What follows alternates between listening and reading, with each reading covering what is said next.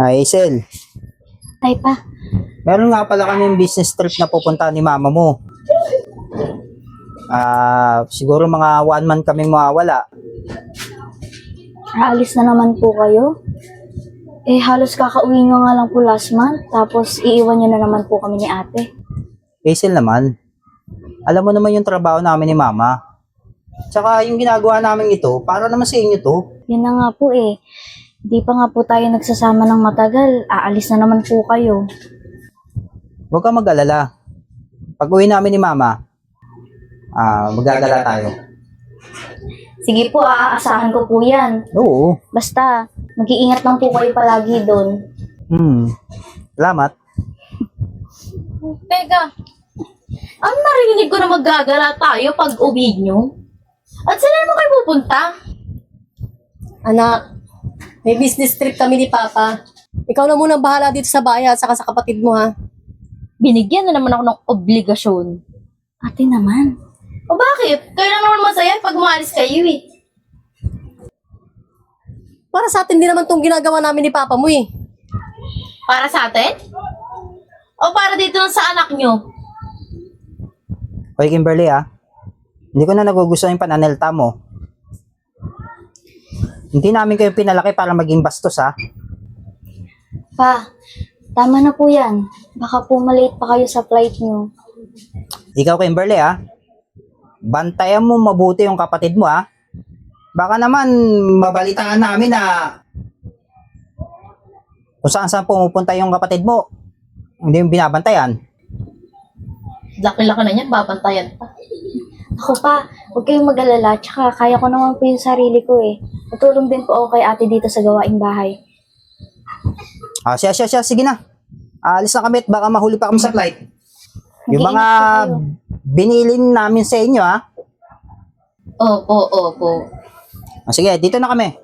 Mag-iingat po kayo. Ako ate, tayo na lang po na iwan dito sa bahay. Sana magkasundo tayong dalawa. Tama ka ba? Sa tingin mo, mukha ba tayo magkakasundo? Umpisa pa lang naman may lamat itong pagiging magkapatid natin. Ate naman, Yung ate naman, wag mo nga ako idaan-daan sa pagiging mabait-baitan mo. Alam mo, bata pa lang tayo eh. Ikaw na yung paborito. Ikaw na palagi yung bida. Ikaw na palagi yung ganto. Ikaw na palagi yung ate ganyan. hindi naman siguro sa ganun. Bunso Ano hindi ako. siguro sa ganun? Walang bunso-bunso. Pasensya na. Ano bang dapat kong gawin para hindi ka maging ganyan sa akin? Kahit anong gawin mo, ganto na talaga ako sa'yo. Pasensya na ate. Kung ganyan ang nakikita mo. Pero alam ko naman na kahit ganun, hindi ka naman nakakalimutan nila mama Kaya pala ha. Sige na ate, gagawa muna ako ng assignment sa taas. Naiwan na ba muna kita? Teka nga pala. Bago tayo mapunta sa assignment mo na yan, gagawin kong miserable yung buhay mo nang tayo lang magkasama habang wala pa sila mama at papa. Ate, wag ka naman ganyan. Parang hindi mo naman ako kapatid. Bakit? Kailan ba kita tinuring na kapatid? Sige na ate. Naiwan na po muna kita. Ano maiwan? Maglilinis ka pa ng bahay. Di ba nakita mo yung tambak na labahin bago sila umalis? Maglalaba ka pa. Bago mo gawin yung dapat mong gawin. Sige po ate kung yan po yung gusto niyo. Sige na, gawin mo na. Tagal. Buwis.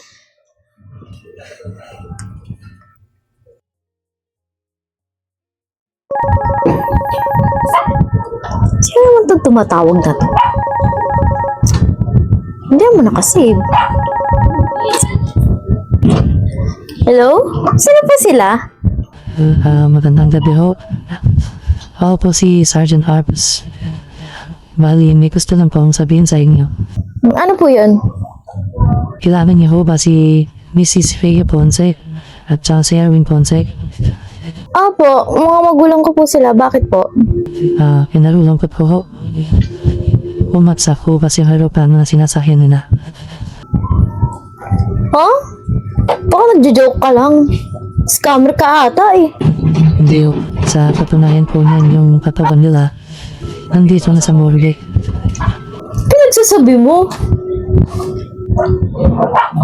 Teka. Totoo ba yan?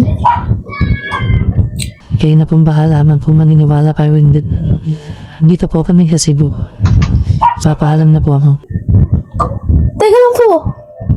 Sir, teka lang. May tatanong ba po ako? Hello? Hello? Totoo kaya yung sinasabi niya? Teka, titignan ko nga.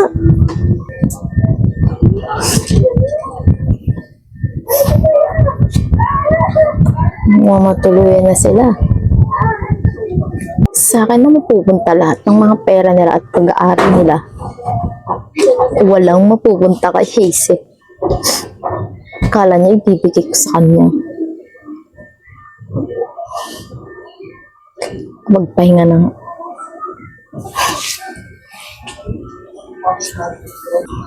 Ate, kailan kaya uuwi sila mama? Ewan ko. Baka nga patay na eh. Ate naman, huwag ka naman magsalita ng ganyan. Hindi naman malabong mangyari. Tsaka, kung mamatay man sila, lahat ng pag-aari nila pupunta sa akin. At walang matitira sa'yo. Ate naman, alam mo naman na lahat ng yun, pinaghirapan nila para sa atin, di ba? Tsaka huwag ka naman ganyan sa kanila. Huwag ka naman magsalita ng kung ano-ano.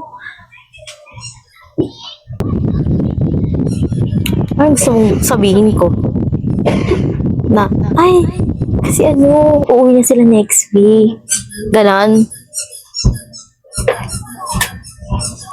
Ate, bakit ganyan ka ba? Hindi naman nagkulang sila mama sa'yo, di ba? Sa'yo, hindi nagkulang.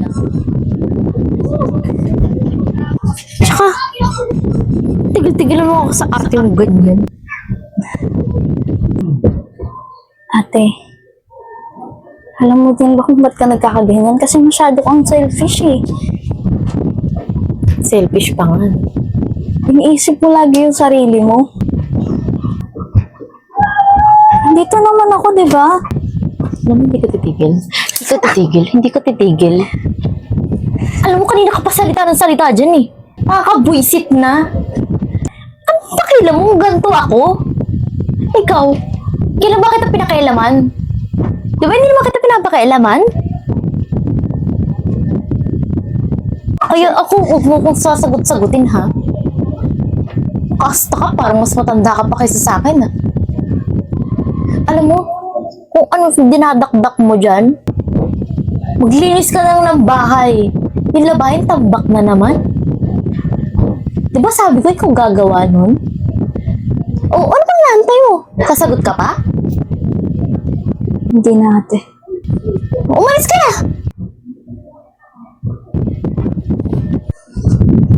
Kupad.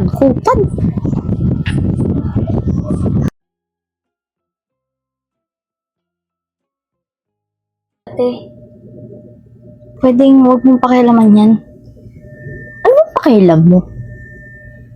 Eh, hindi naman kasi sa'yo yan. Bakit? Alam mo ba kung nasan sila? Wala akong alam. Kaya wag mo papakialaman. Tsaka, paulit-ulit ko na sinasabi sa'yo, di ba? Hindi kita pinapakailaman, kaya wag mo akong pakailaman. Ate naman, hindi ka pa nga nagpapaalam kay Papa eh. Baka mamaya may mapindot ka dyan. Para magpaalam pa. Di ba sabi mo nga, anak din ako. Ate naman, baka naman pag nagpaalam ka kay Papa, payagan ka niya. Ano? Papayagan? Kanino? Sa taong patay na? Ate, ano ibig mo sabihin patay na? Ano? Hindi ka naniniwala? Punta mo sa Cebu. Doon mo malalaman lahat. Ate, nagbibiro ka lang, di ba? Mukha ba ako nagbibiro? Ate, Kailan ako nakipagbiroan sa'yo? teka lang naman, ate. Nagbibiro ka lang, di ba? Ano ba yan? Ako na lahat may hawak. Makakaalis ka na. Hindi. Puntahan mo sa Cebu. Umpisa mo na maglakad. Kasi may pisong buling wala akong ibibigay sa'yo.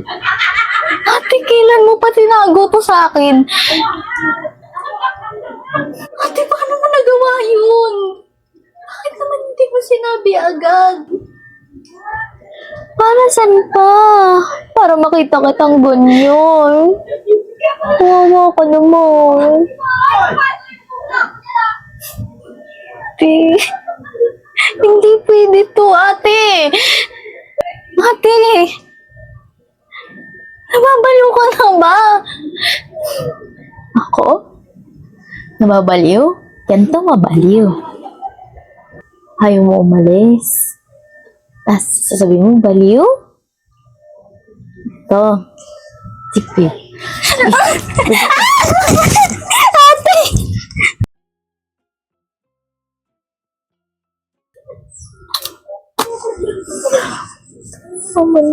Bakit ano nangyari?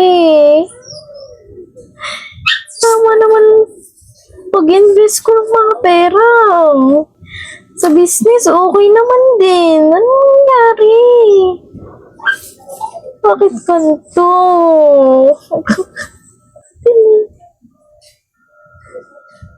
Teka. Kamusta na kaya si Hazel? Pwede kaya ako makautang sa kanya? Ibang negosyo ko din?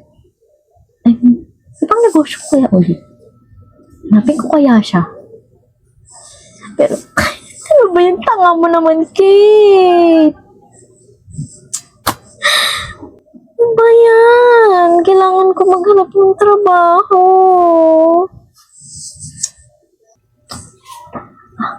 Ako na. Buti pag-apply ako ng trabaho. Sige, kaysa may stress ako. Mag-apply na lang ako. Sige na. Hello? Okay, sige, padala na lang ng papeles dito sa office. Ngayon na. Sige, salamat. Ma'am, nandito na po lahat ng mga project po. Thank you. Hmm. So, anong sadya mo? May gusto pong mag-apply. Gustong mag-apply. Ano daw ang gustong i-apply? Business manager po. Business manager. Okay. So, papasukin mo kung karapat-dapat ba siya maging business manager? Sige po, ma'am. Thank you. Hindi, ako na bahala dito. Ah. Sige na. Ma'am, magandang umaga po. Magandang. Ikaw pala. Mag-a-apply po sana ako ng bilang assistant manager. Oh. So, gusto mo maging assistant manager dito sa kumpanya ko? Opo.